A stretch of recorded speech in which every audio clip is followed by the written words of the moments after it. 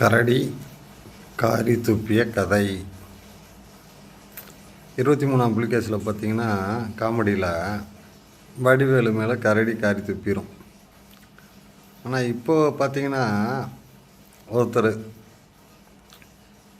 டெல்லிக்கு மெயிலை போட்டு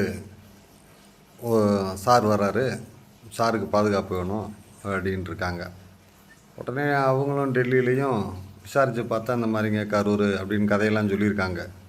ஐயோ என்னடா அது, பாதுகாப்புக்கு வர காவலர்கள் கையெல்லாம் கடிச்சு வைக்கிறாங்களா, இது பயங்கரமான கூட்டமாக இருக்கும் போலையே, இந்த மாதிரி ஆளுகள்லாம் வர்றாங்களா, இங்கே என்ன பண்ணுறது, கூட்டம் வந்துச்சுன்னா இந்த மாதிரி கரூரில் மாதிரி டெல்லியில் நடந்துச்சுன்னா பெரிய பேசு பொருளாயிரும், ரொம்ப சிக்கலாயிருமே அப்படின்னு சொல்லிட்டு அவங்களும் பயங்கரமாக வந்து மாப்பனாயெல்லாம் வச்சு எல்லாம் பண்ணி பயங்கரமாக பாதுகாப்புக்கு எல்லாம் ஏற்பாடு பண்ணியிருக்காங்க. கடைசியில் பார்த்தா அங்கே விரல் விட்டு என்ற அளவுக்கு கூட ஆள் வரல. கரடி காரி துப்புறதுக்குள்ளே டஹால்னு பொங்கல் லீவுன்னு சொல்லிட்டு ஓடின்ட்டாங்க. அடுத்து வந்து இப்போ 2.0 இப்போது வந்து மெயிலை போட்டு கேட்க வேண்டியதானே. கேட்டால் இந்த படத்தில் தான், தலைநகரம் படத்தில் வடிவேலு காமெடி தான், கோமாளி யார் நீ ஓரமாக போ அப்படின்வாங்க. நானும் ரவுடி தான்யா, என்னையும் வண்டியில் ஏற்றிட்டு போயான்னு வடிவேலு சொல்லுவார். அது மாதிரி இந்த தடவை வந்து 2.0வில் வந்து திரும்ப மெயிலை போட்டு பாதுகாப்பு கேட்டால் கரடி காரி துப்பிடும். கோமாளி யார் நீ ஓரமாக போ அப்படின்னு அந்த தலைநகரம் காமெடியில் மாதிரி சொல்லிடுவாங்க. அதனால பேசாமல் வாயை புத்திட்டு கம்முன்னு போயாச்சு 2.0க்கு. அந்த இன்னொருத்தர் வேறு ஒருத்தர் இந்த வடிவேலு காமெடியில் வாடான்னு ஒரு சின்ன பையன் கூப்பிட்டு போய் ஆம்புலன்ஸில் வச்சு கிட்னி எடுத்துகிட்டு விட்ருவாங்க.